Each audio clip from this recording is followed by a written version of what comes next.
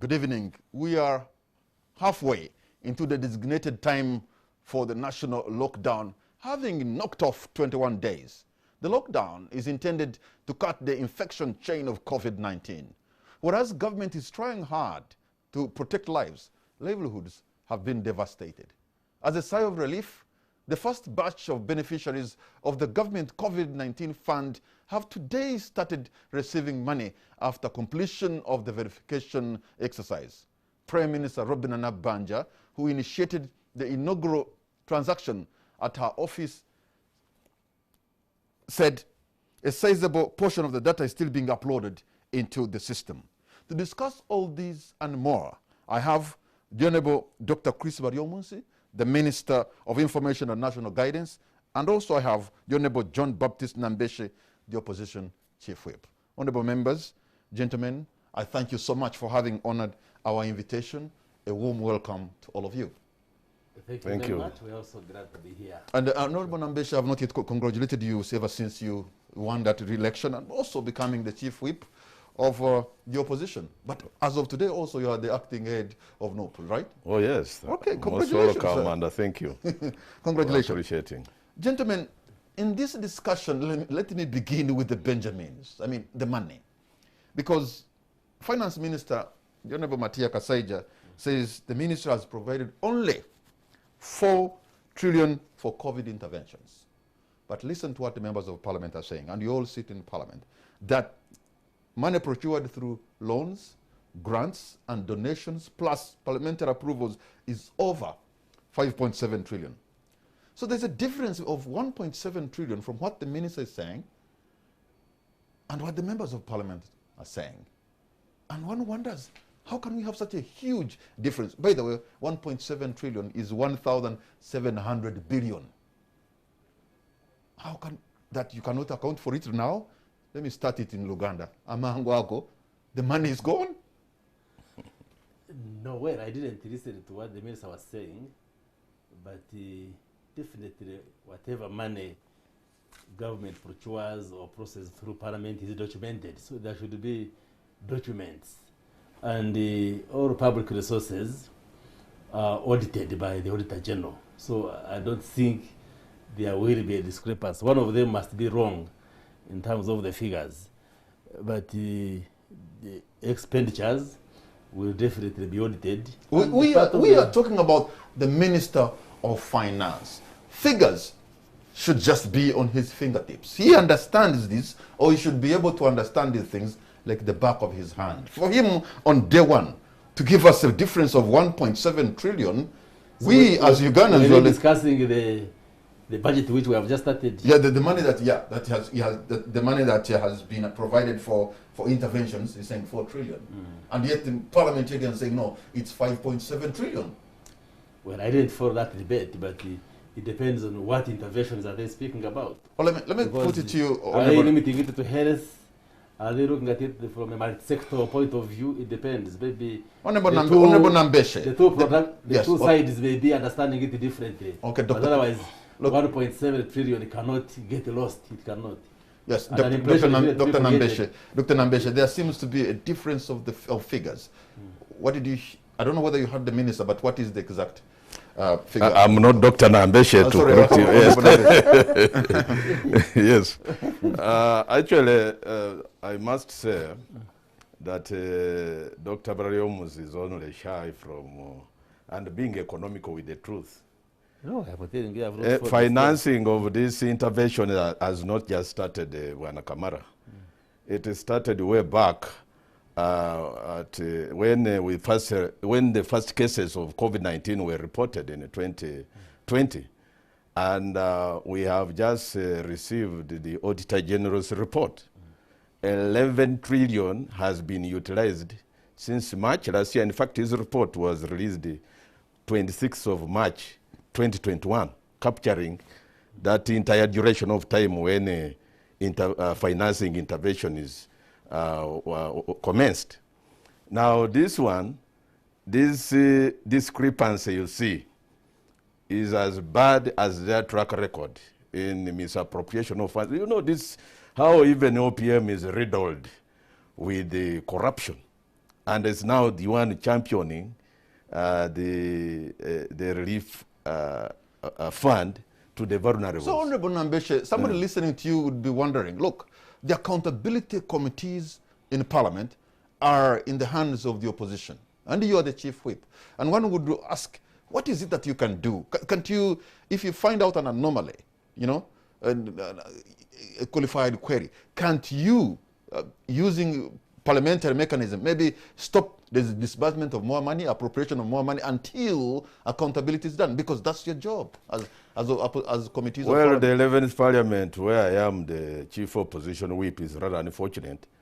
There has been deliberate attempts to delay the work of these committees.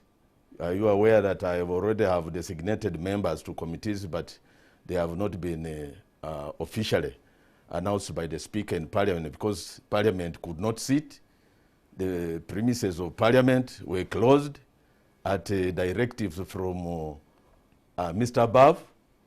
And of course, we as opposition mounted pressure on the Speaker.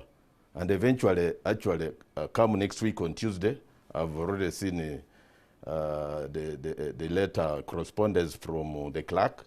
That's when we expect to sit and have committees constituted officially by Parliament. But way back, of course, I was the record of the accountability I was in committees the of Parliament. 10th Parliament. Yes. They have done very well. And that's why you see even they have exposed the nakedness of the regime. And this regime, as a matter of fact, I want to tell you point blank that they have failed to provide leadership in the fight against this pandemic.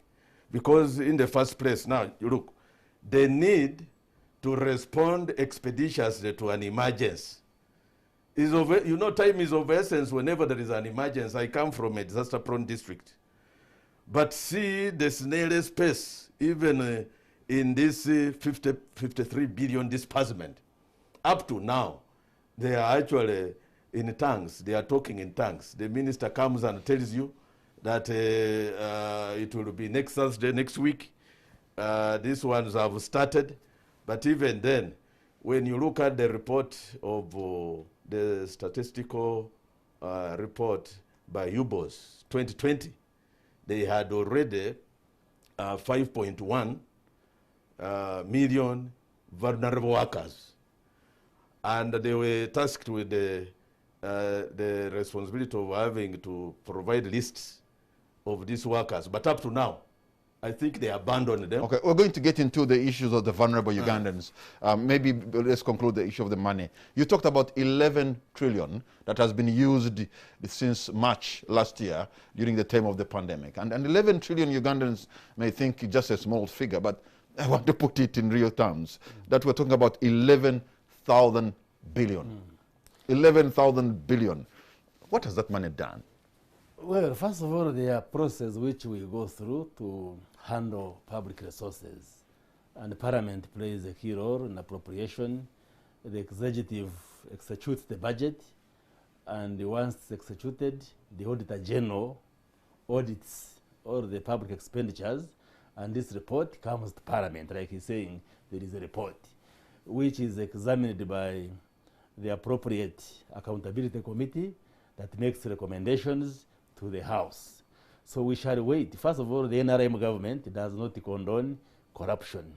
And we expect that whatever resources we appropriate must be put to good use. So if the Auditor General has found irregularities, we don't condone those irregularities. We shall wait for the report from the Accountability Committee to Parliament and the recommendation therein. Then we shall handle and execute those recommendations. We agree with him. We do not support corruption. And any officer of government found culpable shall face the law. But what? So we ask them to do their job, to examine that report. And if they are officers named that they misuse the money, then we shall take action as a government. So let me ask you, Nambeshe, before we leave this point. When Yes. accountability committees of Parliament find anomalies in the Auditor General's report and you make recommendations, are there things that are really done so that if money is stolen, money is recovered, somebody is punished, or you just continue appropriating more funds and you go to another budget cycle? No, this accountability committee is like PAC, like COSASE. the role and function they discharge is that of exposing, investigating, and then making recommendations to the executive to enforce, if it is a disciplinary, exercising disciplinary control on those that are found culpable, it is executive. But for time immemorial, these committees have discharged their role perfectly well. But for instance, recently, of course, in the COVID situation, last year, those that were distributing food were found to have misappropriated and abused. You remember even the National Bureau of Standards, this food could not pass the quality checks. And those that were found culpable, in fact suspected, held in suspicion, are back in the office. By the way, they were not interdicted. They are back in the I do highly respect the Honorable Baryomunsi. Have they been cleared? But the by truth court? of the matter is the very people who actually abused the funds that were meant for the vulnerable are the ones now in charge of distributing the funds to the vulnerable. So what is the which corruption are they fighting? What is the benefit When the of very your institution in charge is riddled with what is corruption? the benefit Are of you your the one who committees? raised the whistle that there are irregularities in the procurement? No, it was the government itself which saw some irregularities and interdicted some of the officers, and they were arraigned before courts of law. It's not the opposition. Number two, I also know the quality of the reports which come from the accountability committees. I know even the leadership of the committees gets compromised by these corrupt people. I have been in parliament for a long time to see this. But why can't So you what- set them up and have What them recommendations have you brought as a committee of parliament that the executive has ignored? Can you name So one, you- two, three? but you- Can you in name most- one, in two, most three? cases- Yeah, I Doc- can name, for instance, Which one? the committee that was chaired by the Honorable Katuntu. You saw the work I did, exposing the rot in the central bank.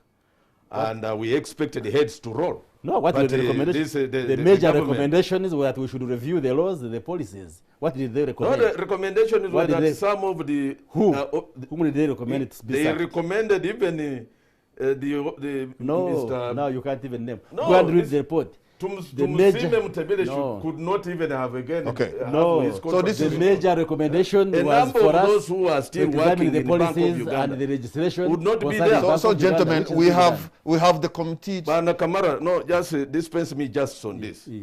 I know, Dr. Baryomunsi, you are indeed a spin doctor besides being a medical doctor. He is here to No. give favorable interpretation No. to his party and the government. No. When the truth of the matter Which is that truth? the Both truth of is us that were in this parliament. committee After that report was very Named- weak. name- Even some of us expected us to have strong recommendations. What Let- did they recommend? Well, The I don't- major let me recommendation. remind you about those who were named on the handshake. Were they actually disciplined? We expected the number one to crack the whip on them. What The was only- recommended? But instead, they were even appreciated.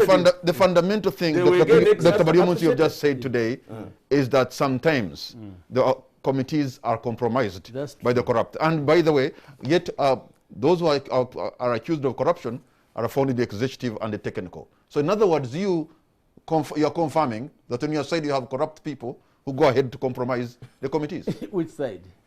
Yeah, of course, you have just said here that a number of those who chair these committees, or rather who sit on these committees, are Yes. corrupt. And who are those that are corrupt? I mean, are- bribing them. They come from compromised. Civil servants. The Civil giver of a servants. bribe is also It is true. corrupt. It is true. Sometimes our civil servants, not all of them are clean. Some of them misuse government resources, and they are the ones who appear before the committees, by the not the ministers. It is the civil servants, the accounting officers, and they are the ones who sometimes compromise this leadership of the so-called So opposition government. you're accepting that you are presiding over a public civil service that is corrupt. No, I am saying the service, the civil service we are presiding over is not from heaven. Yeah, It is but of you're saying them who are headed by a minister are corrupting the committees. Of course, the government has never said there is no corruption in our system, like it is everywhere. Yeah, I'm just emphasizing what your point, because you said the members of the committee are compromised by the corrupt. Sometimes. And I'm asking who are the corrupt? They are working in a ministry headed by the minister. The minister does not hold the money. Well, he minister has a is the job accounting to officer. stop hemorrhage of public resources, Dr. Baryomunsi. Ministers are not God. If We a are not. cow- Nobody is if a saying they cow are in God. Chenjojo, where I Nobody come is saying from, they are God. if a cow in We expect Chenjojo, them to have a sense cow of in integrity. Mbale, are you saying the minister has a microscope? If a cow or any accounting officer there cuts the wrong deal, a minister will see. The one who sees is eventually the auditor general when he audits the books of accounts and then brings us a report. Unless you want to say, I'm God, when I sit here, I can see what happens in Arua, in Karamoja, in Kanungu, microscopically, and see whoever is engaged in regular activities. We deal with human beings, and not all of us are clean. Okay. Some are, all right. we Not have all of rotten you. apples. Not all of you are And the clean. question is, Not all of you are Yeah. clean. He has admitted it. I'm saying Okay, not all of us can as we go human to the beings. next? Yes, hold on. I'm saying not all of us as human beings. As we sit here, people have all sorts of plans. So Dr. the question Baryomunsi, is, none do we of have, us- no, no, None of us the is question- expecting you to Yes. be a God. So the question, we, yes, we know you're a absolutely. human being. So the with question is, weaknesses, do we and have? yes, we agree. Just hold on. You have invited me to tell you now you want to talk more than us, the guests. I'm saying the question is, do we have systems which can catch those who are not clean? And the answer is yes. Which do we system? take actions By the when way- we have proof and evidence? By The the answer way, is yes. well, I want to remind you that the fight against corruption was point number 7 in the 10-point program of President Yoweri Museveni when he came to power Yes. almost 40 years And ago. it remains a top And priority just of a few government. days ago, he was also like an activist working with the rest. Yeah, on why not? Ugandans. Why You not? cannot walk If the corruption means out. You have to do popularizing that something more than theme, walking. what's wrong? In your time, has NRM arrested government officials involved in corruption? What's your answer? No, but The answer is yes. Ministers have been arrested in the past. Top senior civil servants. Bring us the evidence, bring us information, we shall act. Okay, can we? if they are serious about And it the is not fighting- correct to say against corruption is only in the government. It takes two to tango.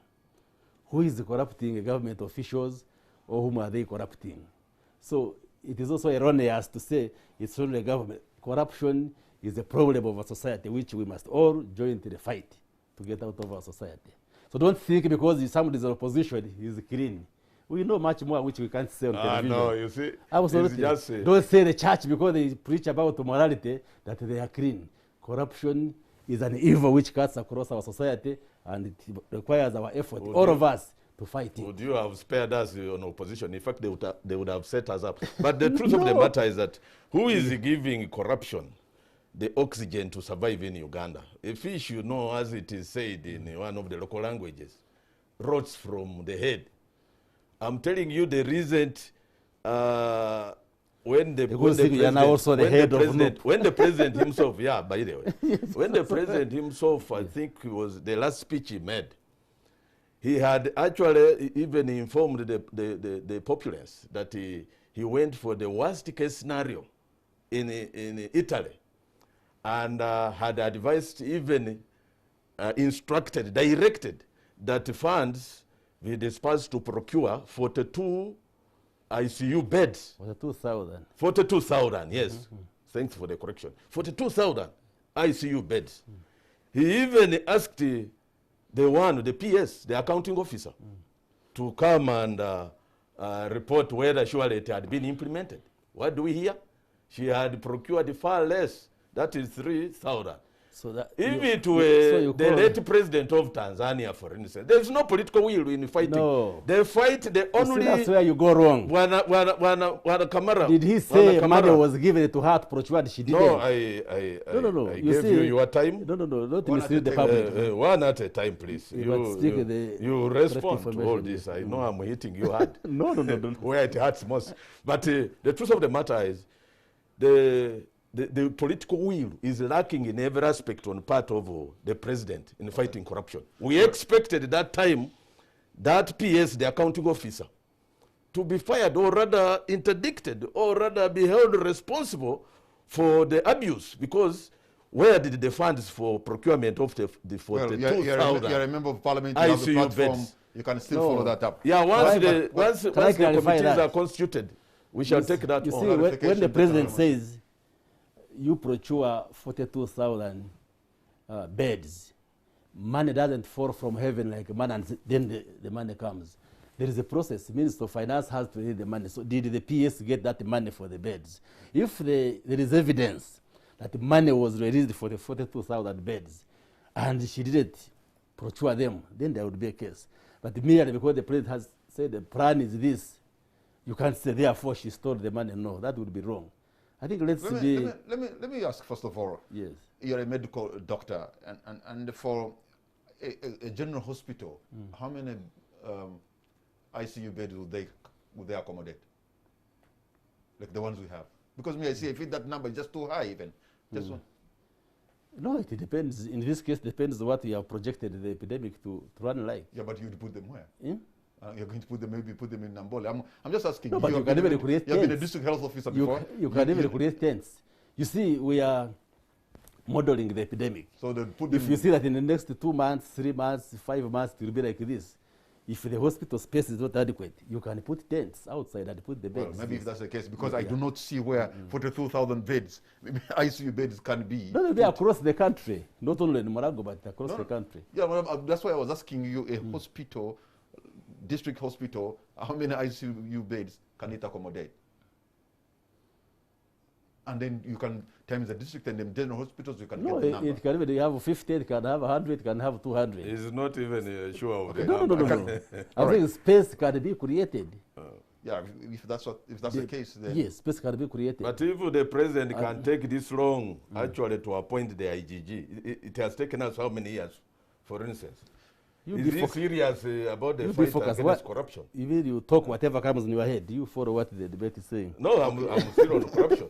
I know you don't want me to talk about that. You see what I have a condition. Because if indeed they are serious in fighting corruption, okay, gentlemen. There is constitutions that are mandated by the constitution, like the IGG, should be replaced. But if you have now actually nipped it in the bud, how are you then fighting? There is a condition called the Cossack of psychosis, where somebody talks this. Now we are on beds, you're on IGG, you're on what? So what do you want to say? No, but that is where again you go. So you are saying delay to appoint an office. Okay. I take that as an insult. By the way, I take that as an insult. As a senior legislator, yes. You cannot say I am suffering from split personality. That's exactly what he means. No, have you examined? Have you cross-examined? You a doctor. That's a different. Before you make a diagnosis, you must have conducted. That one is schizophrenia. Okay. The one you are mentioning now is gentlemen. schizophrenia. Okay, gentlemen. Exactly Split personality. No. Whatever the what case. I know, Honorable But I take that as Nambeshe, an insult. Honorable Nambeshe has not digressed at all, bringing the issue of the IGG, because the Inspectorate of Government, as an office of the Ombudsman, is meant to make sure you remove graft from public what? Yeah, but the office is and there. they're asking you, the how office come is there. There's no substantive IGG? The office is there and it is functioning. So the issues, he has not digressed. You are still on point. Just hold on. He has no point. The right to appoint an officer doesn't mean corruption. Is there an office of IGG? Yes. Is it functioning? Yes. That office cannot function according to the constitutional roles and the functions that are bestowed on the head honcho. Minus the head honcho, there is virtually little that can be done by IGG. Okay. He knows this. Okay. But I know as a spin doctor, Tomorrow you commit a crime. Commit a crime which falls under the ambit of IGG, and then you see whether you will be safe. So, Honorable, if you think there's you commit a crime. Me, I'm a law-abiding You commit a crime which is handleable by IGG. Then you see whether it is there or not. You enjoy the reins of government, and you are actually this is merchants of impunity. No. Okay, Dr. Baryomunsi, yes. Ugandans are vulnerable. I'm sure they've started getting money today. Yes. And you picked only 500,000 to receive the money. I'm sure just a few have received. But people will be asking, why 500,000 yet? According to UBOS and other projections, people who are really vulnerable, really in abject poverty, are in millions. 500,000 individuals representing households. Is that correct? And according to UBOS, an averagely, a household has 5 members. So you can compute 500,000 times 5 to give you the number of people whom we are targeting. Number 2, of course, we use the UBO statistics because we are focusing on major urban areas, Kampala, the greater metropolitan, the cities, and the municipalities. And we have the populations. We know the percentage of vulnerable people, and we use the percentage of 38% to arrive at those figures. So the figures the government is using are scientific. They are not just guesswork. But also, statistics are averages. Actually, we say in science that the statistics is when you have your head in a freezer and your feet in an oven. So they are averages. Actually, when our officers went on the ground, they are posting figures which are more than what we had estimated, and we shall see how to deal with that one. The most important thing is that the vulnerable people who are affected by this lockdown, today we have started giving them money, and they are receiving the money, and we shall ensure that the next few days we can be able to pay all those who have been identified. So does that mean if there is a Ugandan who is vulnerable and is not captured according to your own projection, and the neighbor is getting money, and he's not getting, and he knows he's a Ugandan and these are the public resources, how would you explain it to them? No, the town clerks who have been leading this exercise, supported by other officers of government, like community development officers, security officers, for the VHTs, the local leaders, have been compiling these records, and they have captured as many of those who are eligible as possible on the ground. So we do not expect them to have left many people who fall into this category. But if at the end of the exercise we realize they left out people who would fall into the category, then we shall take a decision and see how to help them. So you decided so they have, yes. So they have as much as possible addressed the kind of people whom we are targeting. Yeah, what I can tell you, Van Kamara, is that right from inception, government has not shown any will. Everything rises and falls on leadership. As I said, they have not provided that leadership. At the right time, Parliament, 10th Parliament, after realizing that most vulnerable people during the lockdown, you know, these emergencies have occasioned by the pandemic and the lockdown, all right, have had very devastating effects on the people. Okay, for instance, hold on to your point there, because we're going to take a very quick break, and then on the spot we'll be right back.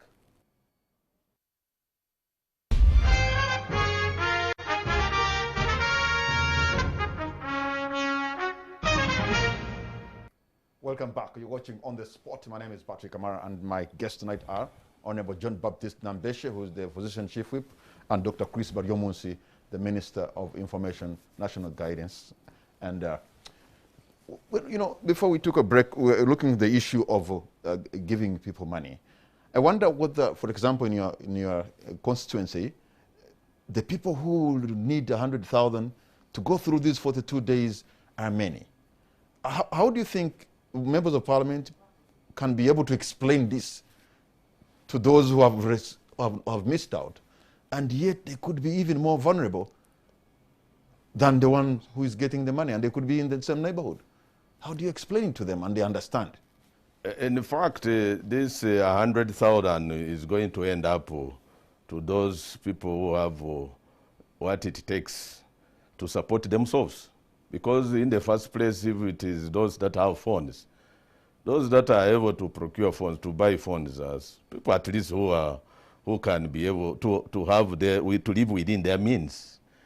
And if they were serious about the vulnerable, the poor of the poorest, they are majority in the informal sector. They are not actually the income earners, most of them. Most of those that are actually genuinely vulnerable down there are not the income earners who have some jobs.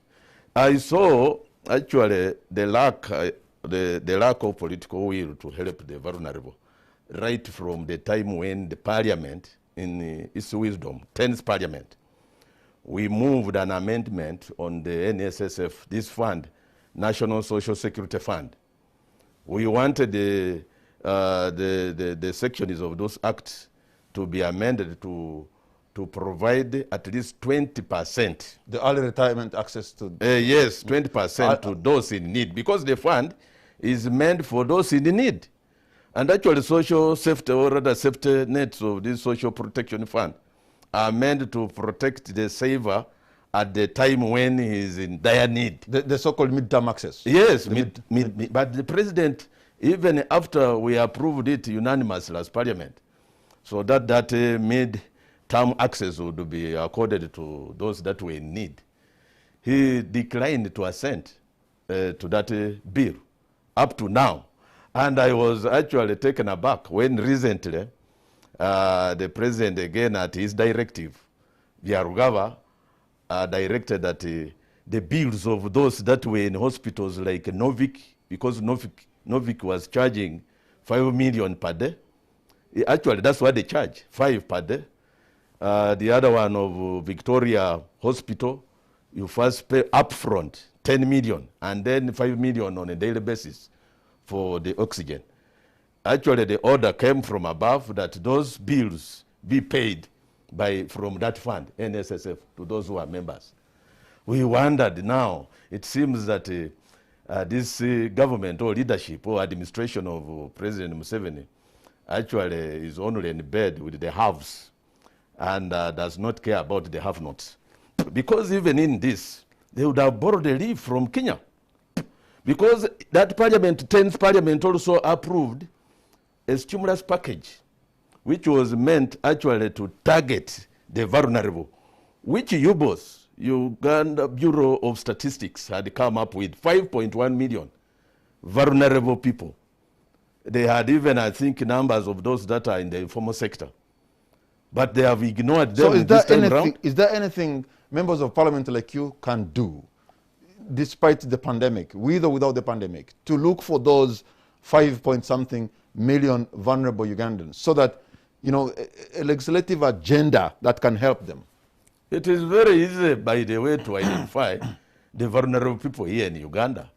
We have villages that are headed by LOCs. I was bringing the other scenario of Kenya, where the chiefs, you know, in a government that has a policy of devolution, devolving power down to the people is about getting services nearer to them. That's the best way of reaching to the vulnerable down in the villages. If they use that, but in Uganda instead now, look, we have been, and indeed we are champions of decentralization on blueprint paper.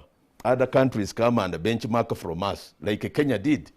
Theirs is implemented to the letter. Here it is a complete opposite. They are again decentralizing.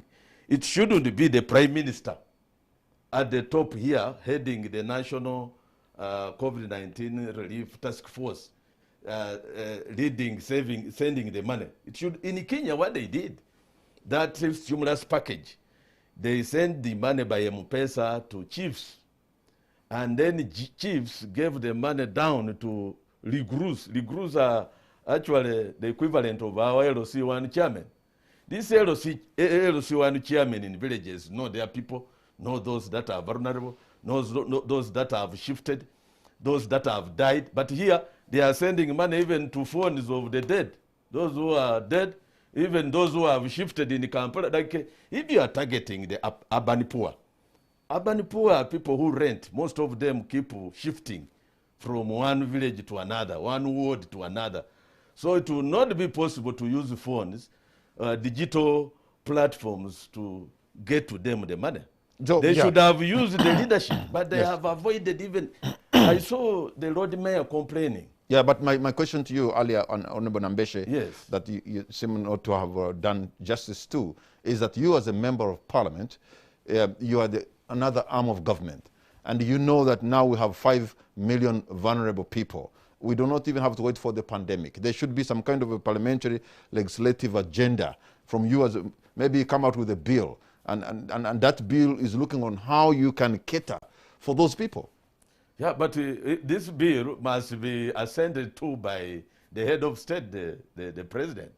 But you have already seen that he has perfected the art of ignoring any bills that are people-centric, that are especially targeting the vulnerable. The best example I've just given is that of but the NSSF is really not targeting the real vulnerable people. No, those in because need. midterm access. Now, we are talking about that lockdown.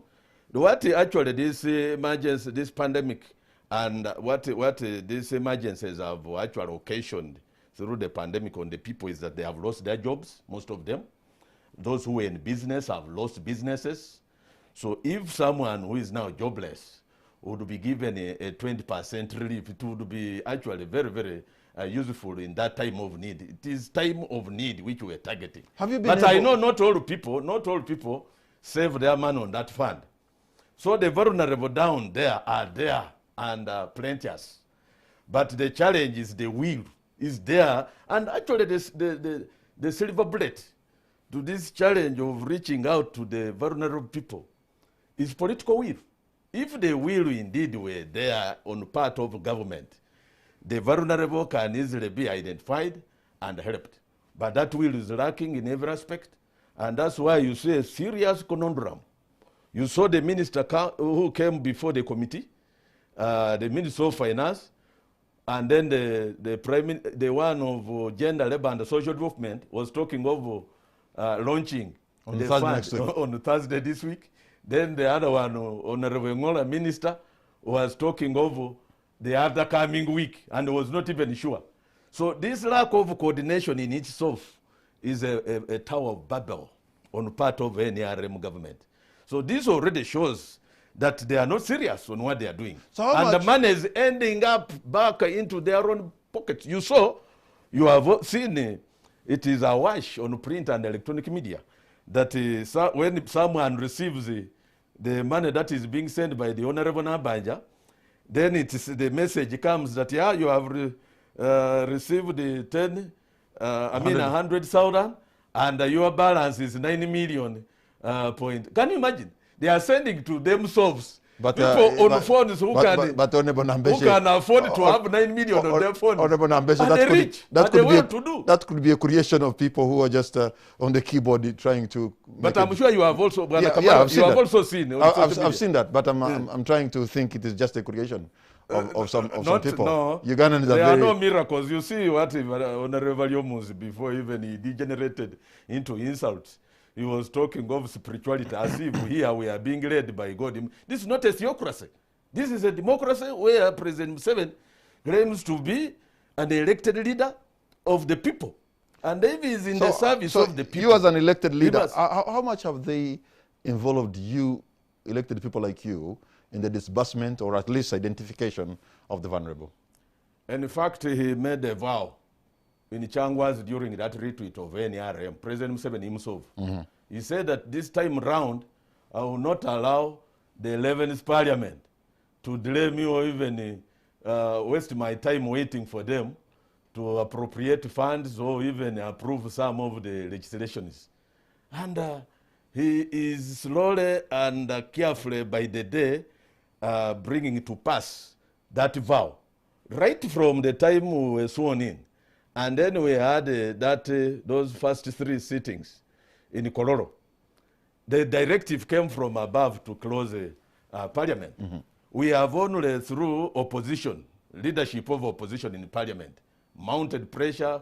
We have actually exchanged correspondences, and it is that pressure that has yielded that now the Right Honorable Deputy Speaker has been compelled to convene the House. Plenary will be there next week in order to have committees constituted.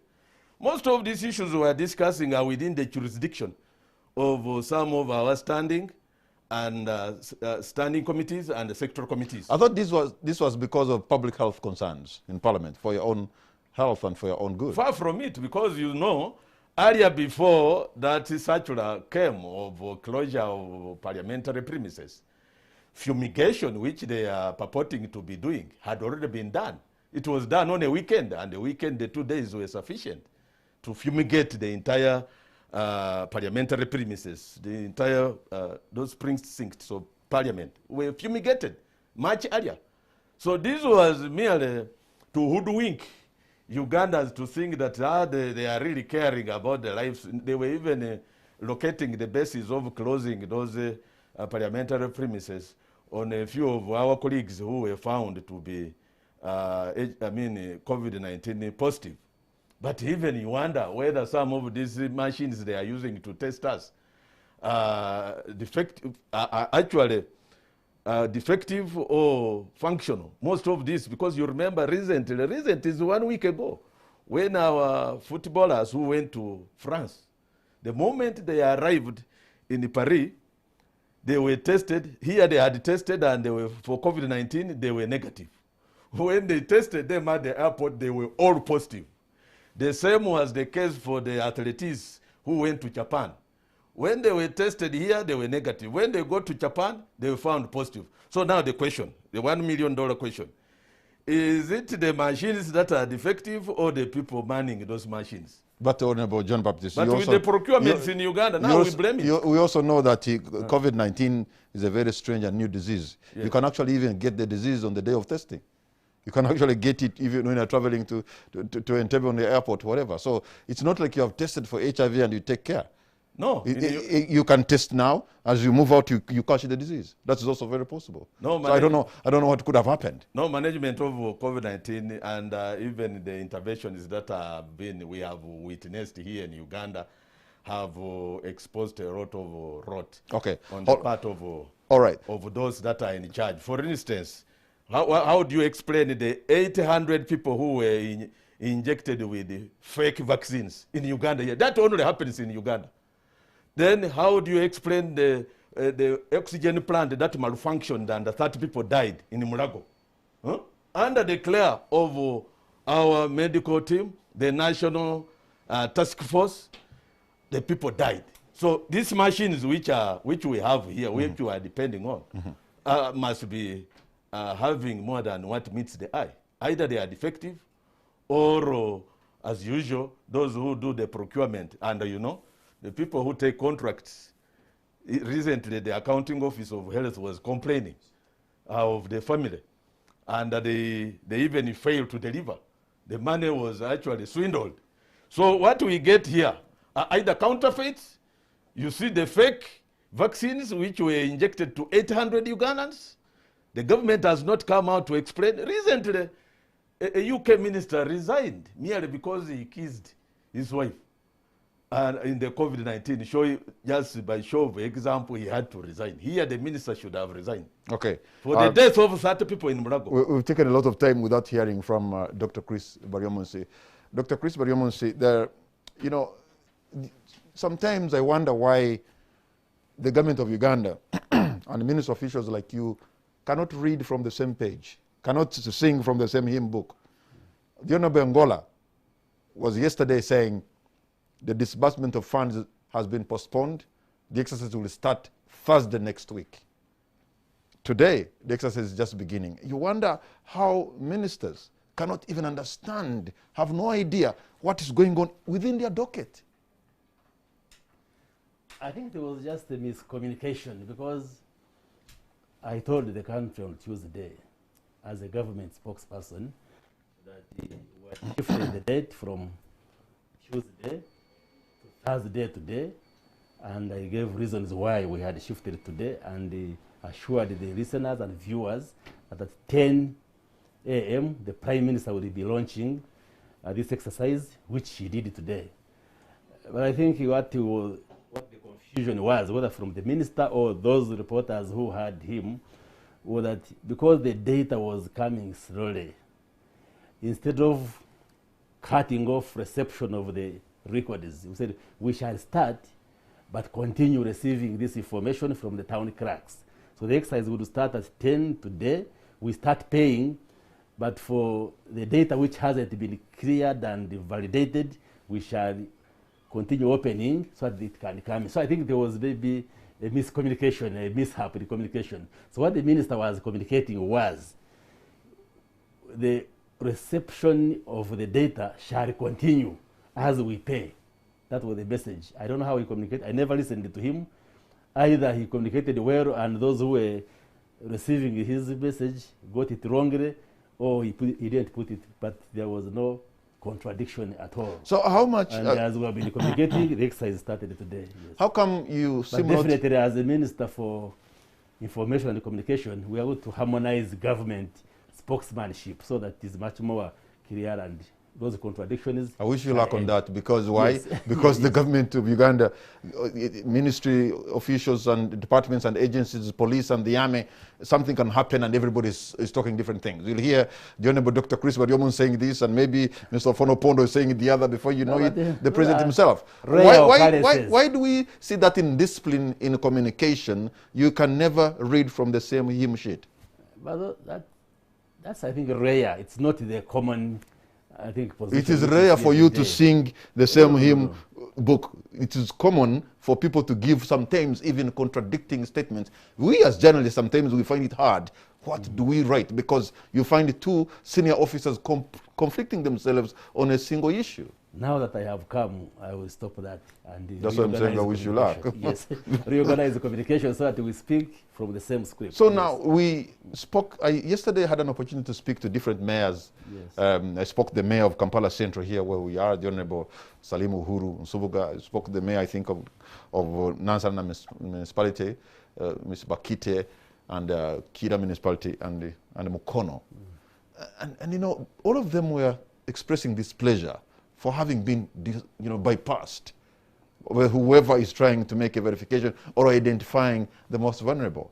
These are the elected leaders. They should be involved as much as possible for you to know who is really on the wall. They were not bypassed. Well, that's at least that's what the Honorable Salim Uhuru was telling me.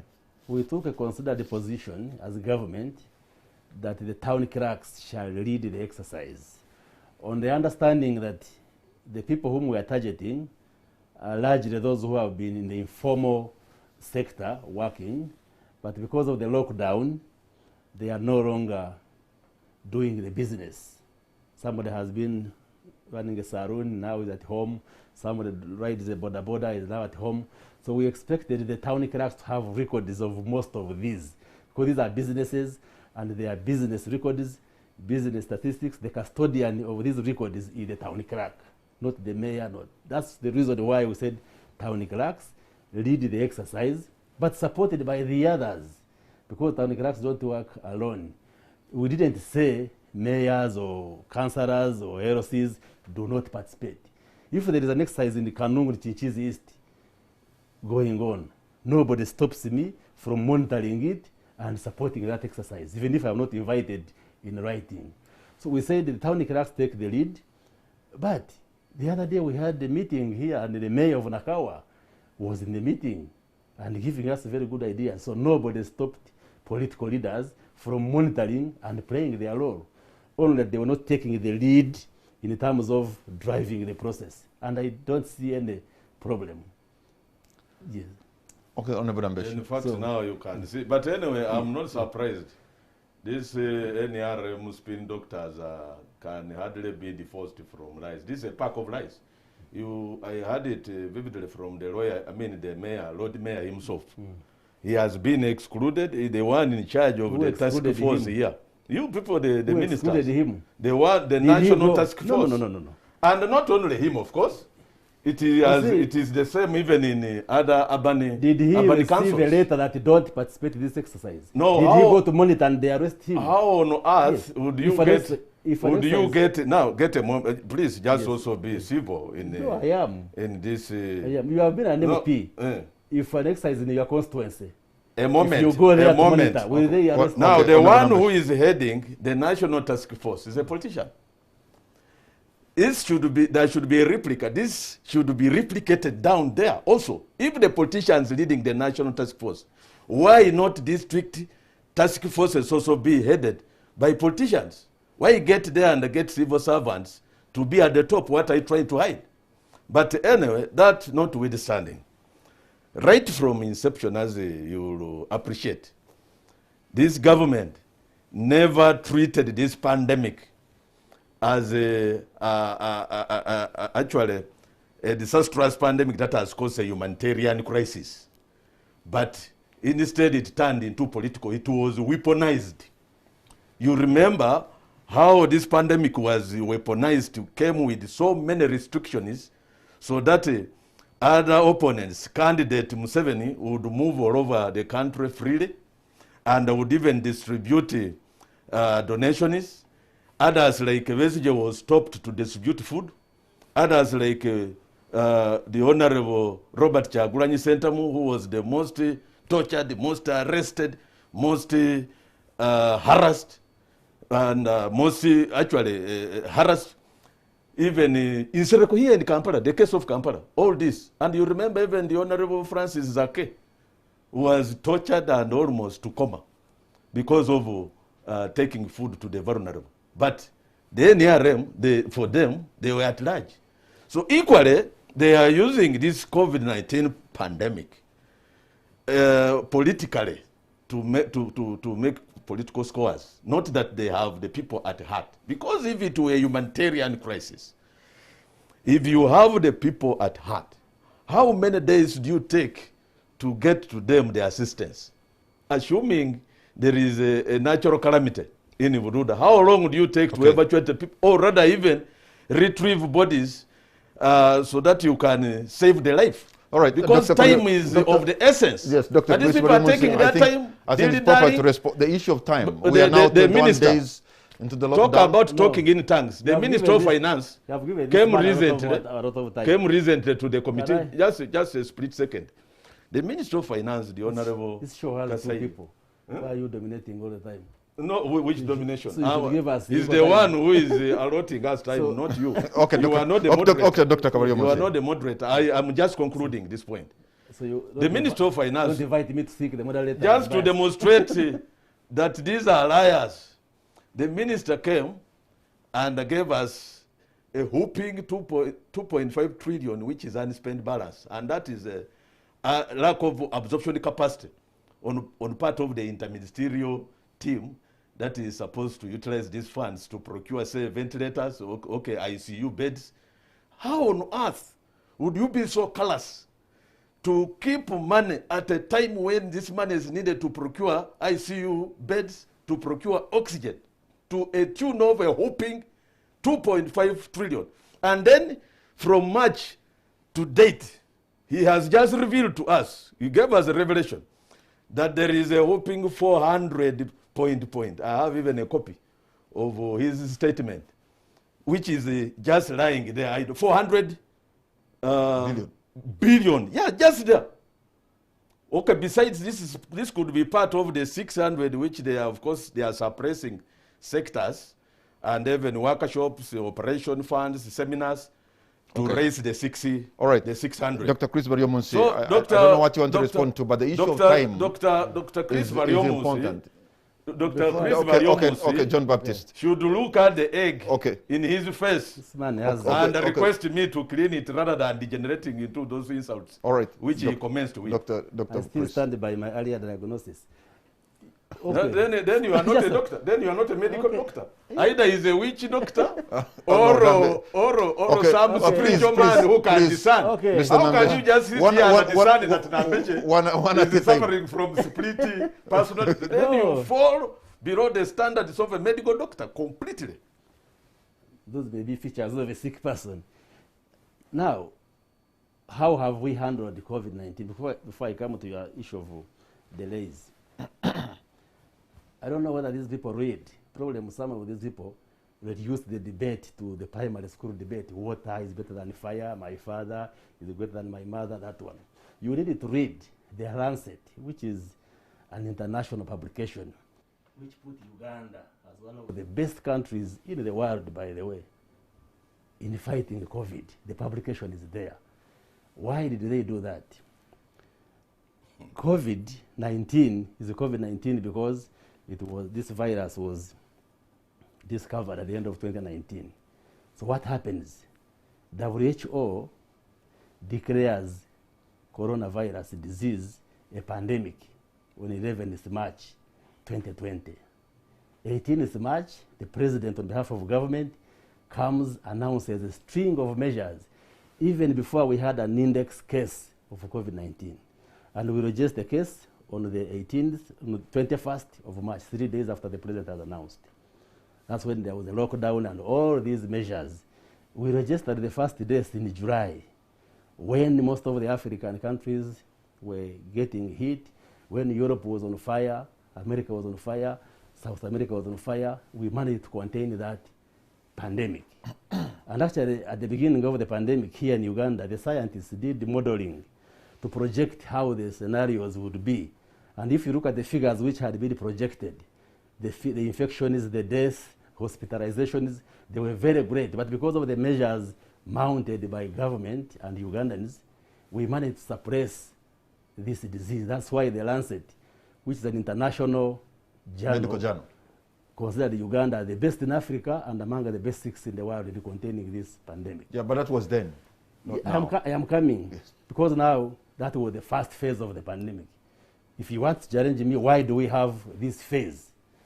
I can also tell you that one, there was compliances which set in Uganda.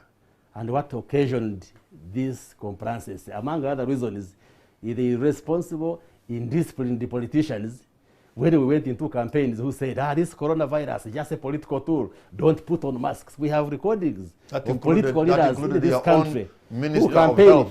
Your own Minister of Health. Okay. Defying her own orders. No, even the president, you saw should have known better. Give me time to respond. Even himself in Chinjizi, I mean, you saw. Give me time to respond. Ugandans know which crop of politicians, even when we had agreed as parliament, as Ugandans, to follow the measures, we agreed, let's go for elections, but we follow COVID prevention measures. We know which politicians held huge rallies. We know which politicians campaigned without putting on masks. If you are a leader and you stand before a crowd without a mask, what message are you giving Ugandans? That's why compliances is set in that, you can actually be in public and refuse to put on a mask. Now, coupled with the coming in of variants, now we get this second wave. So if you are to blame why we have a second wave, part of the people to blame are the Nambeshes, who said the Museveni's measures of restrictions are just political. They are not defined by science. Yet these were scientific tools meant to help us to contain this pandemic. This lockdown, I have heard songs by the boss of this man saying this lockdown, these masks are just political tools. Am I putting on a mask to intimidate the noob? Or I am putting on a mask to avoid catching corona? So I think there are things which shouldn't be politicized. Yes, we can defy ideologically the politics, but when it comes to a pandemic like corona, which doesn't differentiate whether you are NRM or NUP or FDC, we should support measures which will help all of us. I don't think it is NRM which is dying or NUP or FDC. Everybody is dying, everybody is affected by. So by appeal to my colleagues, yes, you can oppose, but oppose sensibly.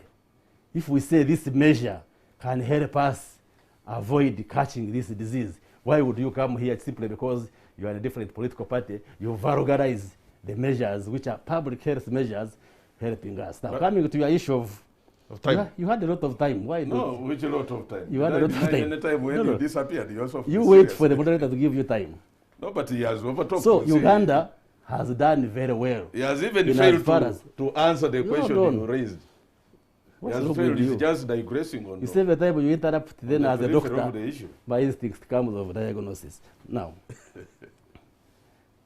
Uganda has done very well, and you can compare with the other countries if you dare to read. Most of you just have only partisan political lenses, but you should be open. Uganda has done very well. The President Yoweri Museveni, has showed leadership in containing this pandemic. Yes, we have this second wave, but allow me this second wave, let me we shall overcome it. Point of now the question of... I'm giving you some, I'm seeking clarification from him. Okay. What has exacerbated the spread of this COVID-19 in this second wave is poor leadership of, again, the leadership of the Baryomunsis.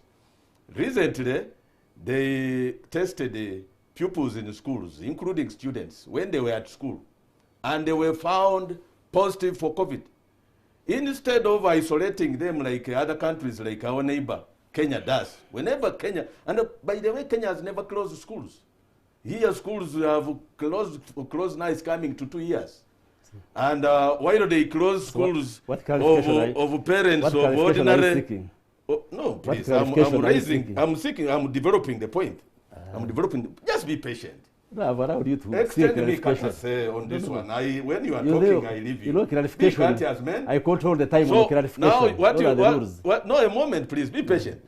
What the government did with the President Museveni's directives, he sent to all these children, instead of quarantining them, or rather isolating them, like I was giving the example of Kenya. These children who have even, the young ones have stronger immunity. They were released into the populace to their parents, who are weaker by virtue of their age in terms of immunity. So what does that mean? Multiplication of this, he's talking of the virus mutating. Indeed, there are new mutations of South Africa, which even young children of 6 years downwards, we are reliably being informed from scientific journals and periodicals that they also contract now that variant.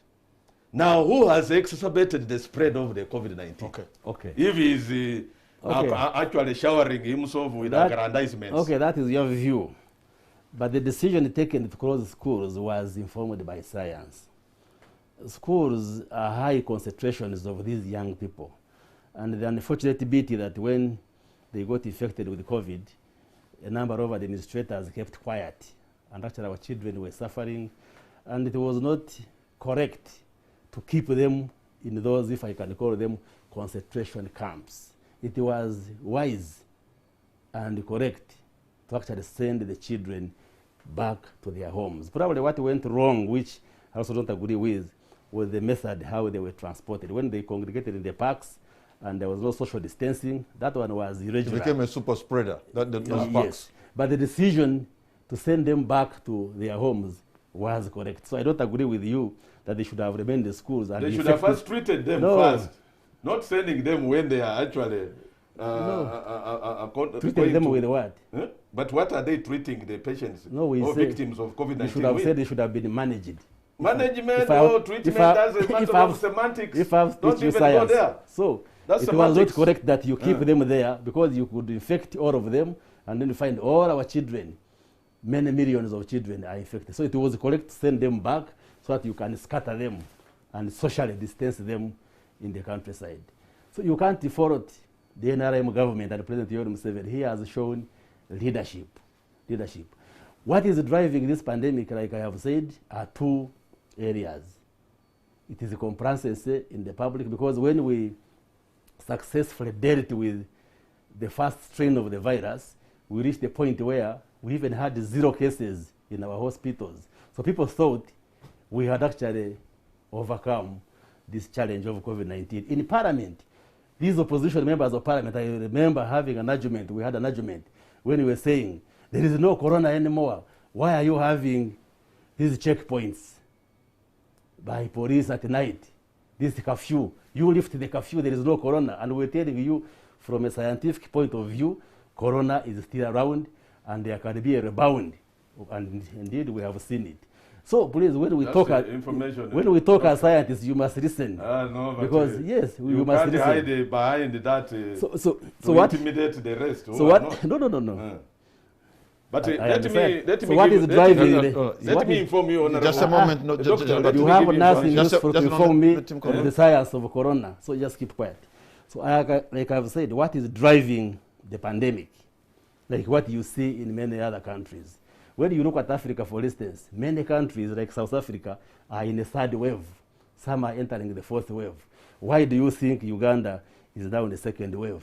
It's because of the correct measures which we took that caused a delay into ascending into a 2nd wave.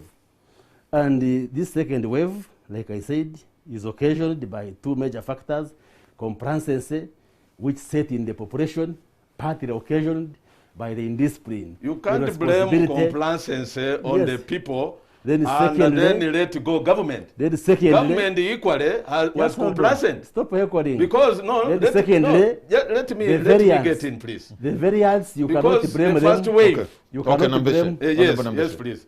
You remember very well that after during that first wave, during the lockdown, there was an accurate prediction that there was a coming 2nd wave. A serious government would have concentrated their attention and focus. Who predicted it? Of course, scientists who have now your lectures you are giving here are of no help at all. Now, what vaccine have you developed through this brilliance of your lectures that you are giving, that you know it all? It is virtually nothing. So we are talking about a preparedness, a failure on government to prepare. They have a full department of disaster preparedness. But 1.5 years down the road, even with that accurate prediction that there was coming 2nd wave, the vaccines that we have received so far are donations. And can you imagine? They are preaching vaccination everywhere. That indeed, which I also love, that people should go for vaccination. Vaccination, my foot. We have only been able to get less than 1 million vaccines against a population which is 45.7. Actually, that was targeted by UMOS is 21.6 million. If indeed it is 21.6 million and you do a serious computation, I did mathematics, and in my year of 1986, go and look it up. I was the best in mathematics in the whole country, by the way. So I can make an accurate computation that it will take Uganda 12 years to vaccinate that population of 21.6. And here, arrogantly, is telling us that they are managing. Which management is this?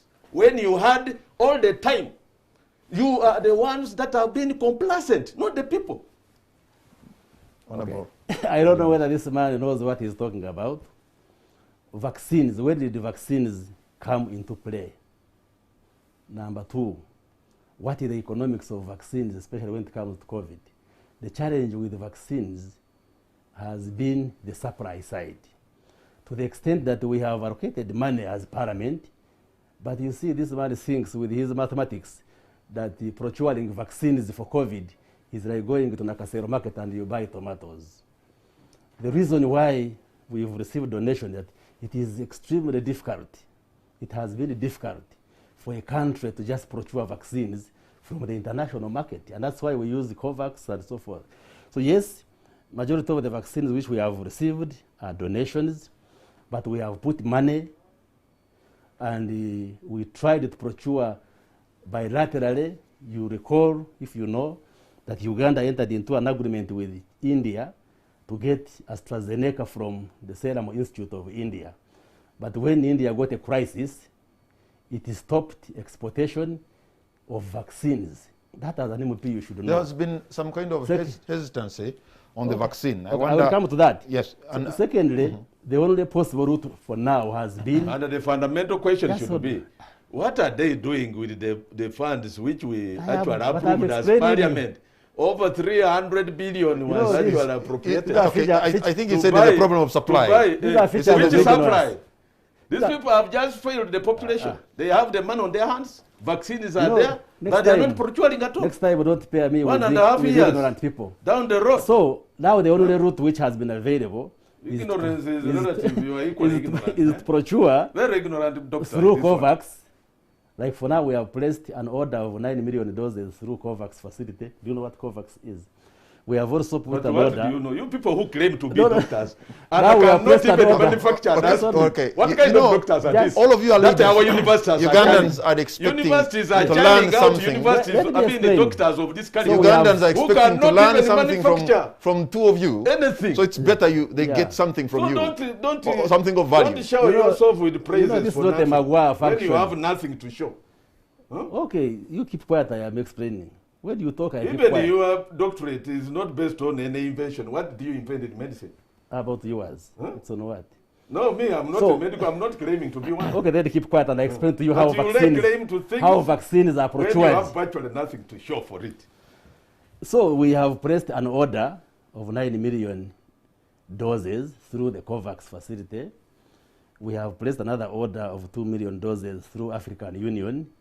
And we are getting donation from China and others. You had placed even earlier orders that have not delivered on those orders. You are continuing to place more orders. No, the first order was with India. I've explained India. Yeah. So how are you sure that? Don't pretend to know which order are you talking about. The first arrangement. The Serum Institute.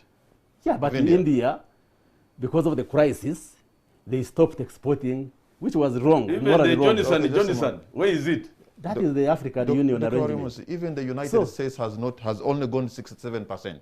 Yes. Countries, even countries like France, are yet even to go to 30-40%. Yes. How are you sure these doses you're going to get them? Because developed countries that are making vaccine have not even gone half of their population. You know about that. That's why I'm telling you that has been difficult for African countries. And what is happening in Uganda is the same situation in African countries. That there is vaccine hoarding, there are issues of vaccine equity. The Western world has decided to first deal with their people before they can give vaccines to African countries. So even when you have money, it is difficult to procure these drugs. So are you saying NRM is the one which is in charge of all African countries which are not vaccinating their people? So it's a challenge which is global, and that's why I'm saying you don't have to politicize everything. If you don't know something, listen to somebody who knows. But no. Honestly, government is making all efforts. Kenya has procured, they are actually procuring the third batch for their people. Today they just received a donation from France. Yes. So they have also struggled. They just procured 10 million but doses. But for you have virtually nothing to show. They just got 10 million doses. We know. So which testimonies are you giving? No, they just got 10 million doses. That's what we know. I have told you we have ordered for 9, for 2. We are now in touch with Cuba and Russia, negotiating bilateral, because they have also come up with vaccines to see whether we can bring in more vaccines. So the vaccine outlook will improve beginning August, September, October. It will improve. But the major challenge has been the supply-demand economics, where the demand has been high, but the supply has a challenge, which we cannot control, because in Africa, we don't have manufacturing capacity. Today, I had an interview with the France Channel 24, and they were interviewing on these issues. And we're saying now we are working with the WTO, which is negotiating with the international pharmaceuticals to come and bring factories here so that we can manufacture from Africa. These are the issues, but these guys are just petty. You just look at petty politics. Look at the African country, the challenge they are facing. So it's a global phenomenon. So what are you going to do for the vaccine hesitancy that we see in Uganda, especially among young people, some of them who have lost trust in you? I mean, if people have been beaten and harassed and jailed and tortured, if you bring them a vaccine, are they going to take it because they don't trust you anymore? No, it is their life. It is their life. First of all, the vaccines are safe and effective. AstraZeneca has had the challenge when it comes to hesitancy, because it was being campaigned in Europe because of the European Union politics. And this is what you brought us? No. Yeah, the first 900,000 Yeah, but it's safe and effective and cheap, if you want me to say that. But if it is safe, why is it that we have cases of serious cases, by the way, acute ones, in Mulago and other treatment centers, who were vaccinated, and they are actually they are seriously down with COVID-19? That is wrong. That's not true. There is no evidence that in Uganda, people who have received AstraZeneca vaccines have been hospitalized. Because you see, the vaccine actually protects you against severe disease and hospitalization. You may get infection, but you will remain mild and asymptomatic. So if you don't know something, don't lie. Then it is true. These people are in the Don't lie on television. The information we get is from where? The ministry. Some of the cases. You just read the social media. These guys just read social media. So I was explaining. We get information. I also get information. From where? Just despise me on that one. You know, you must read what you call. Do you think now this drug? How many people have been vaccinated? If you have how many people been vaccinated, why are you going for the second jab? Why? Why is it that now there is a rush for those who have received the first one to go for the second one? Okay, let me school you. It's because it's not. No, let me school you. It's not sufficient. Let me school you on the finer points of public health. The dosage for AstraZeneca are 2 jabs. Why? Because when you get the first jab, the immunity which you mount is not strong enough. So you must boost it with the second dose. That if is it's not science. Strong enough, then you are prone to the COVID. That's why there are a number of them in Mulago. But AstraZeneca is a 2 jab. Yes, 2, but they have received one. And within a space of around 4 to 8 weeks. With 1 jab, the efficacy is about 62%. Do you know what the efficacy is? But when you get the second jab, it jumps to close to 90. Do you know what efficacy is? Is the efficacy vaccine which you have? Now you hear. Now you hear this. Now you are mentioning English words. I think next time, I think Patrick, next time when you invite me, you don't know. You invite me to discuss issues with science. Bring a scientist. Not somebody. Not somebody who thinks everything. People who brag that they are scientists. Not everything. Somebody who have invented nothing. You ran away even from the medical profession to politics because you're a failure, a complete failure. He is indeed. You remember he was in Kabarole, and I can deconstruct you. Yes. When Baryomunsi, I mean Baryomunsi, completely and demolish you. When he was in charge of You public demolished. health in Yes. Kabarole, Yes. why did he run away? Why did you run away? Can I answer you? Eh? Can I answer you? His track record No, is can I answer really you? very bad, and it speaks for himself. Can I That's answer why you? he went to politics. Okay. Can I Why is answer he you? not practicing medicine? Why? Do you know why? Well, the man is If I deconstruct you and tell you why, you will be embarrassed. You first say why, then I this, answer. You first say why. Then I want you I to first look, met him as a district health officer to years back. look, So. to look straight Yes. in that camera and tell Ugandans the truth about the atrocities that you committed when you were actually in active practice of your Atrocities? profession. Where? And the very reason why you had to run away from the profession and join politics. Okay. So don't brag here as if you, You can- okay. are holier than thou. Let me tell you. You are not. Of course, that's the emptiness this is. You are not. I am a medical doctor. Because I hold- as that's a all. senior legislator, I expected to actually benefit from You the know, wealth you know, of you But know, I- you know, gentlemen, Huh? you know, Ugandans who are viewing right now Yes. We are wasting are time not of Ugandans. even benefiting Yeah, no. from this conversation. Because So if you we'd tell rather, lies, we'd rather tell them Yeah. what affects them Absolutely. and address their fears and address, if there are challenges with government, please point them because out the challenge and is see this. how we can. Why would the whole Yeah, doctor we will- deceive, no, okay, deceive I- Ugandans who Yeah, are but it listening, is not, That it is who are not watching us? all of you, That this person that attack. when you get the first jab of AstraZeneca, you are completely safe. No. And Saying 45 it takes you to from 60% no, he's saying they are Efficacy. from getting severe illness Yes. or hospitalization.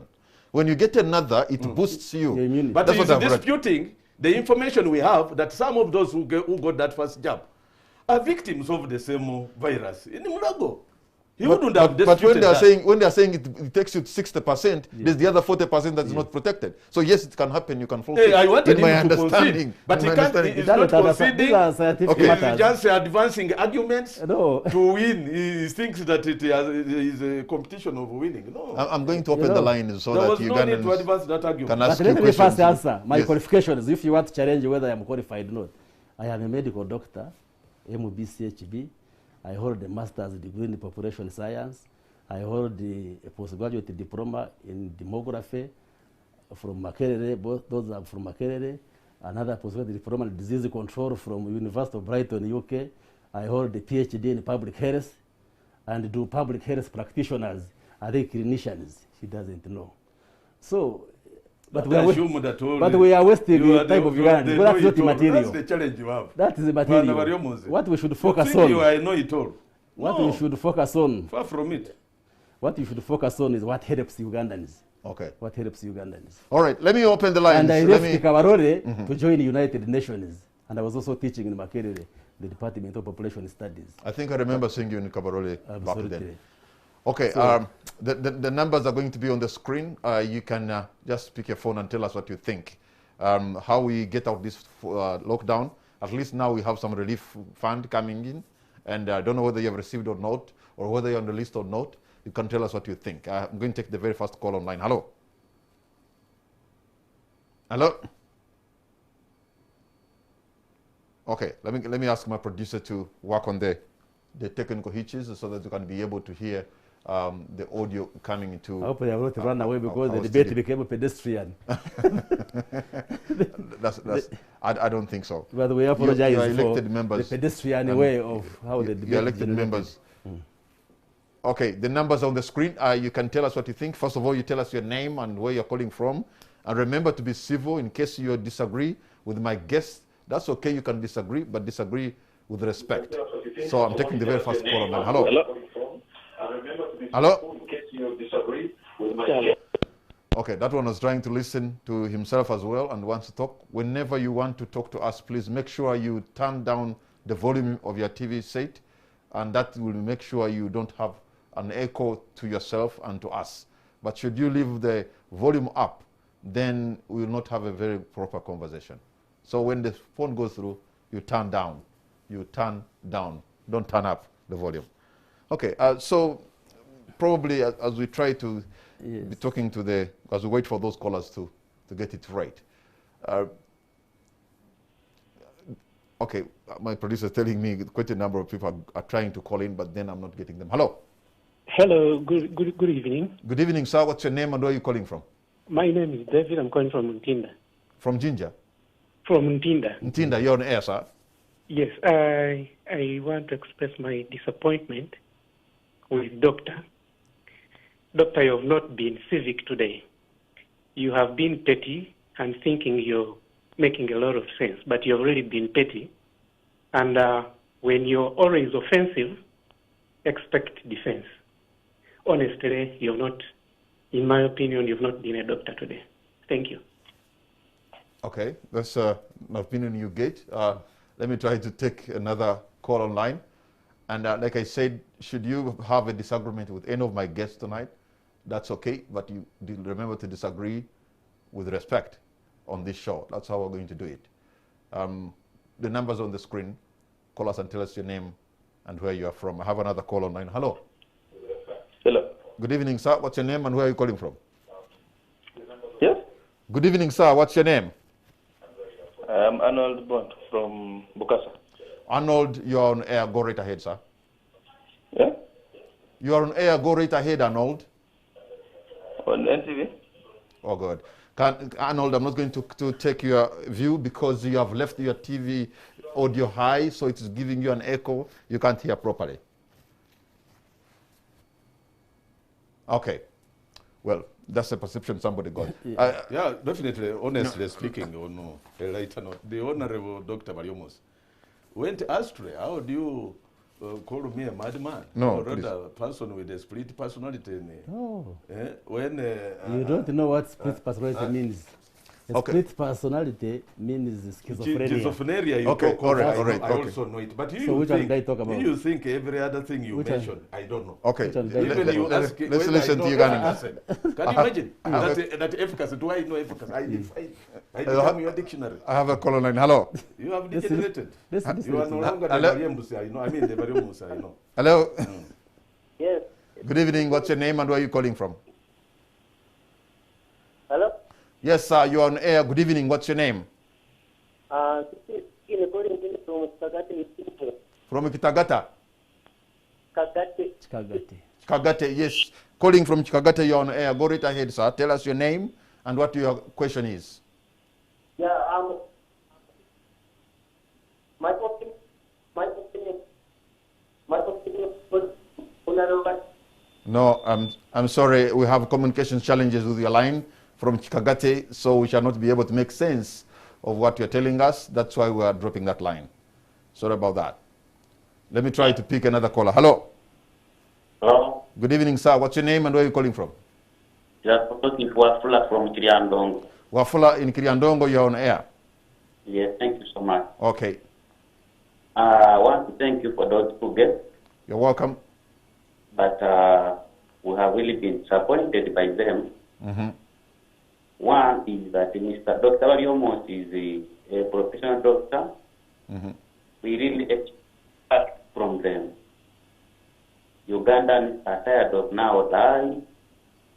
And one thing I've got to know that most of them are becoming too arrogant Ugandans. We want facts. We don't want a lot of English and definitions of words. People don't understand those terms. Tell us what we should do, what we should hope, those who have lost hope, and what should they expect from the government. Because social media has taken on the platform to lie Ugandans, and nobody is coming up to help the country. So people are disappointed. All right. When such television is coming to air out issues, people expect good things from government, right hand, and more so for in the key positions of medical. But if they don't come up to explain the facts, politicians are going to round them up and confuse the whole country. Thank you so much, our caller from Kiriandongo, I think. Okay, our time is almost out, so I'm going to take only two more callers. Hello? All right, it looks like, sorry about that. We lost that line to a caller who was trying to get in touch. So I'll just take one more. If you can keep it precise and concise. And like I said, should you have a disagreement, you have to disagree with respect. So I have a caller online. Hello? Hello? Hello. Yes, sir. What's your name and where are you calling from? I'm Enoch from Banana. Okay, go right ahead, sir. I wanted to to say that the members we have today have really gone into personal issues, yet as members and citizens of the country would like to hear issues, because most people now are hopeless. They need really to be given hope regarding the situation we are in, rather than discussing personal issues and taking us into petty discussion. All right. That is my submission. Thank you. Thank you so much, our caller from Barara. And we're going to stop there. I'm not going to pick any more callers. You seem not, all of you, you seem not to be happy tonight with the submissions of the guests tonight, because you seem to say they attacked each other, which is not a good thing. But I have learned something from them, each one of them. Of course, they don't agree in different areas.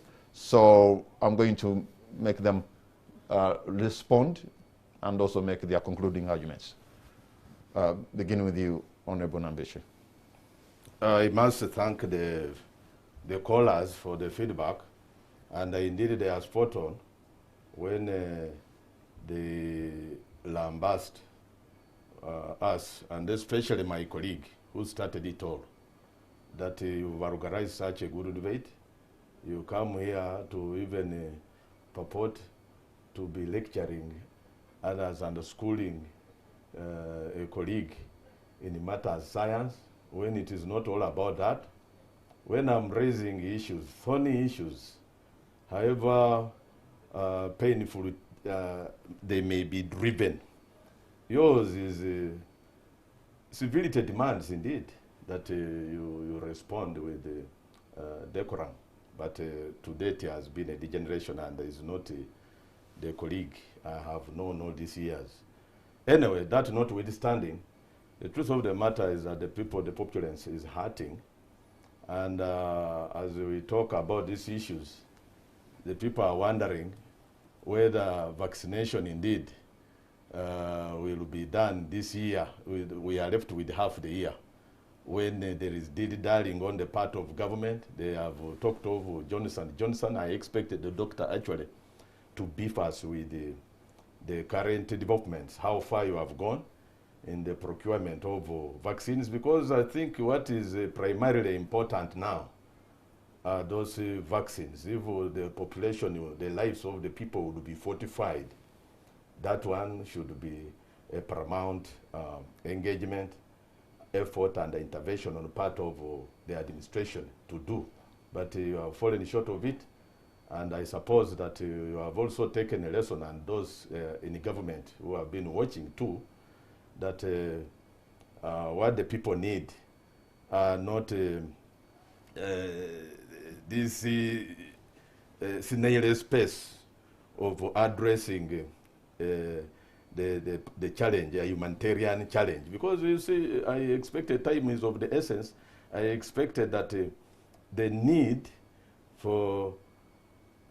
to respond expeditiously to the emergencies occasioned by the pandemic and the lockdown on the people should have been the focus of government. All right. But they have also degenerated from that focus, because in an emergency, you don't waste time doing validation. You go out to whole hog your time is up, to sir. help the people. Thank they you. have not done that. Thank you, Dr. They have Baryomunsi. let the people down. Okay, first of all, those who have watched the show can make their judgments on who vulgarized this debate. And like earlier on I said, we regret that it generated into that atmosphere which was not necessary. Because when somebody says you failed as a profession and so forth, when you have no evidence, but let the people judge. But also when you invite us, you should give us time to explain, and don't allow heckling. When you were putting questions to me on vaccination, I start, you heckle, he heckles, unless if it is an editorial policy of any TV that when a government official comes, you must disrupt him, then we should know that. But that said, we regret what has happened, really, and I think both of us are to blame. For you think that it is me who started, but the viewers know how it went, but we regret. what has happened. And you should have given me time, like when I was explaining the plans of government to bring in vaccines. But now they're heckling, vulgarized and bastardized the whole debate. So next time also moderate well so that you give somebody time to explain, especially Ugandans, what information, like they have said. They want to know what plans Uganda has as a government to bring in vaccination, which was what I was explaining. The donations, the procurements, and so forth. If you can hold, So, my yeah. intervention Yes. was actually to emphasize your point, Yes. that 60% of the vaccine, Absolutely. there's also another 40 that is that you're not getting, that you can get the second to boost you. That the problem was supply in India, because the Serum Institute of India also found they had a problem at their own home. But My when intervention was to emphasize your point. Okay. I don't know why you're But- calling that heckling. No, but when I come, If you remember. when I come and I say, AstraZeneca, you need 2 doses. The first jab gives you effectiveness to the level of 62%. Yeah. And then you say, I'm lying, when I'm a professional doctor. We must also respect professions, because I spent over 30 years studying medicine. So when you also say, because you want to score a political point, and you say people should get only 1 jab of AstraZeneca, it is enough. When you don't know, it is also not correct. And that's why the debate went the way, because we are professionals. I have to defend my profession also.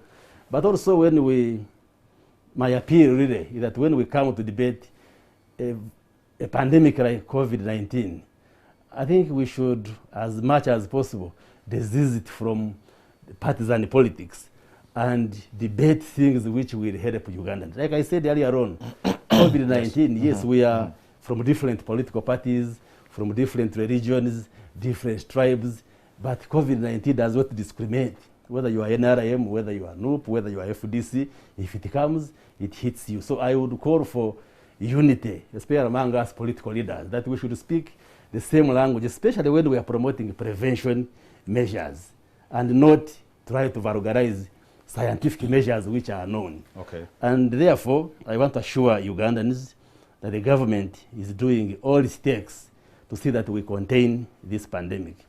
For now, we are focusing on public health prevention measures. That's why the president announced a lockdown. A lockdown is an extreme measure of social distancing. We continue to encourage you that you put on masks in public and put them on correctly. We continue to encourage you to wash your hands with soap or use a sanitizer and avoid touching your face with dirty hands which are not clean. We advise you to boost your immunity through good feeding. You do sunbathing because you can get vitamin D from the sun. Avoid stress because stress can make your immunity go low, and have adequate sleep. Those are some of the measures we continue to educate the public so that we can contain this pandemic. But the ultimate intervention, which will help us, like we have been discussing, is the issue of vaccines. And for the umpteenth time, let me repeat that the reason why we have not been able to vaccinate the 21 million Ugandans is not because government is not committed or government has no funds. Actually, in the current budget, we have put 560 billion shillings for vaccines. But the challenge has been the supply side. You see, these vaccines are manufactured in the Western countries. And the Western countries have taken a selfish, if I can say, decision to hold vaccines. But for us, from a public health point of view, we argue that they are not safe unless the whole world is safe. Because you see, when you have a high saturation of viruses, that's why you get variants. Okay. So you can vaccinate Europeans, but if variants develop in Africa, they will go and distort the epidemiology of the infections in. All right. And therefore, what African countries and Uganda in particular we are doing is to use all means. Like now we have put money, we have placed orders, we continue to receive donations if they are there, but also we have put our own money. And the easiest way is to pass through COVAX as a facility, and also we have placed through African Union to get the Johnson & Johnson, which are talking about 2 million doses. We are also negotiating with Cuba, we are negotiating with Russia, and also China to also get those various vaccines into the country. Okay. We should have been required to listen to that information. But the moment we degenerate and see that everything is said, we must put a partisan lens, then we lose it. So Okay. next time you invite us on COVID, please restrain us to educate Ugandans on what they should do, what they should expect, and what we are doing. Not to vulgarize debate because of our partisan interests. Gentlemen, But we regret what happened, and it will not happen again. Gentlemen, I want to thank you so much, Honorable Dr. Chris Baryomunsi. I want to thank you so much, Honorable John Baptist Nambeshe, and all of you. I want to thank you for your great company. I've been able to see these two gentlemen together. When we take a break, you can't believe. Sometimes they may appear. We are not enemies. Sometimes they may think we they are can take a cup enemies, of tea after but these guys are so close. So you know, I'm also get confused when the cameras are on. I'm like, are they the same people in the break who are just, you know, so close and so happy? But I know one thing that I've learned today. It's not that they hate each other. It's because I think they love their country more, and each one have a different method. They think they can advance in serving the people of Uganda. So take heart. Good night and God bless Uganda.